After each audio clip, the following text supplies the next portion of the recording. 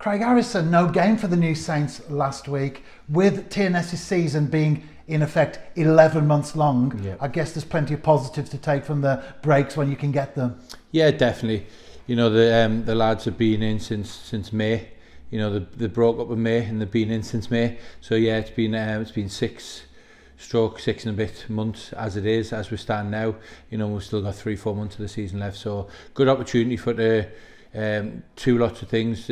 A, to get some time off, go and spend some time with family, and then B, to get a good run of training sessions without a game for the last sort of like 10 days really. So we've done plenty of work on the training pitch, but also plenty of time of rest and recovery. And we're back in action, of course, in the JD Cymru Premier. Aberystwyth Town, they're flying at the moment as far as current form is concerned. Outside of the top two, no one has better results in the last 5 games than them. Yeah, they've got a very, very good, strong home record. I believe they've won the last 5 in a row at home. You know, so they're going to be it's going to be a tricky one. We understand that. We're not going to take them lightly, as we wouldn't anyone. We've done our due diligence. We've watched them. I've watched their last 3 or 4 games, you know, back. So we know we know what the strengths and weaknesses are. So yeah, you know, we're certainly not going to take it for granted. And you know, we've trained hard this week, and you know, give the lads a little bit of time off last week, but preparing, you know, for 6-7 days building up to the game on Friday, because it's another important game, as is the next one, which is the most important one, as I say quite often. You know, all the games have gone now, but the next game is the most important one, and that's Aberystwyth at home, and we need to make sure we take 3 points.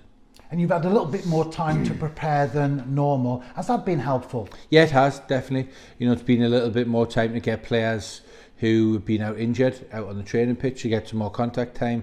It's helped to get some rest in the legs, but also it's helped to get some training sessions and, you know, and get some work done, because there's no really massive recovery for a game. So we've been to really push the lads hard for the last 3 or 4 days, knowing that they've had a little bit of recovery, and then there was no game at the weekend.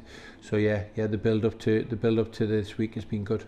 And although they are, as we've said, on a good run of form at the moment, 20 points separating the sides in the table, but we know that when that whistle goes on Friday evening, the form book won't count for anything. Yeah, you know, it doesn't really matter, you know, what happens, does it? You know, you look at it, what was it, 3-4 months ago, there was only a few points between ourselves and Cardiff Met, and we went down to Cardiff Met and won 7-0. You know, so there's times when things go for you and there's times when it goes against, but we've just got to make sure that we prepared properly, which we have. You know, the lads have been brilliant in training. You know, the staff have been fantastic. We've watched Aberystwyth games back. We've beaten the live games, so we've done everything we can, and we've got another day or so left to prepare. But up to now, the 4 or 5 days we've had build up has been really good. And you've already mentioned the injury situation in terms of players coming back. What's the overall availability of players? Yeah, it's getting better. You know, Josh Pass now has been in with the group for 2-3 weeks, so he's back in the full training. Blaine Hudson was back on the training pitch, and you know, we're hoping that Keston Davis is going to be back in the next 2 weeks. So now we've really only got Jordan Williams really, who's still on the recovery list, which he needs to go for a scan for a checkup. So we will know more when the scan results come through. So but yeah, overall really positive. You know, hopefully we'll have everyone fit bar Keston and Jordan for the weekend. And at this moment in time, do you have that starting 11 already in your mind, or depending on what you see on the training pitch, are there still places up for grabs? Yeah, I still think there's always time on the training pitch. You know, there is. You really got to emphasise the importance of that, because you know, we've been on a good run, you know, still on a good run, unbeaten in 14, drew 2, won 12. So it's hard for the players that aren't starting games to get in the team. But if they impress me in training, and a player who thinks he's playing every week doesn't, and takes a foot off the pedal, and I'm going to give an opportunity to people, because I really believe that, you know, the key is to train as hard and as, you know, as game like as what you can during the week, and you know, and take that into the game. So yeah, you know, there's it's not 100% nailed down. And I know roughly what it's going to be, and what we're going to do and how we're going to do it. But there's always a door ajar for the performer in training if someone wants to be complacent and not perform in training. And finally, Craig, as we move on in the year, just a few weeks to go now before the transfer window opens, are we likely to see much movement?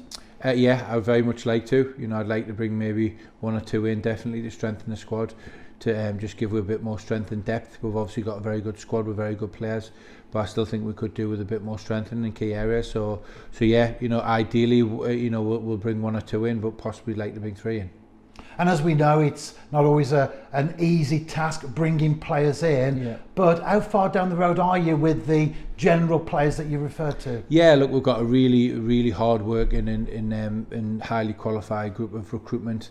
You know, so it'll go into have regular meetings once a month, which we have gone back to from the day I started. So, and also as well, that recruitment was in place already as well. So there's already names, lists, profiles, etc. Obviously things change when a new manager comes in. Different managers look for different profiles, and we've made the profile clear on what we want for this football club, and I think we all agree, and we all very together on that, right the way from the group who's looking at the recruitment, myself, Sarge, you know, John, Ken, Brabs, and also Mike, being obviously the owner of the football club. I think we're all on the same page of what we need and to bring into the football club to not only to push the players that are here, but then to push us on as well.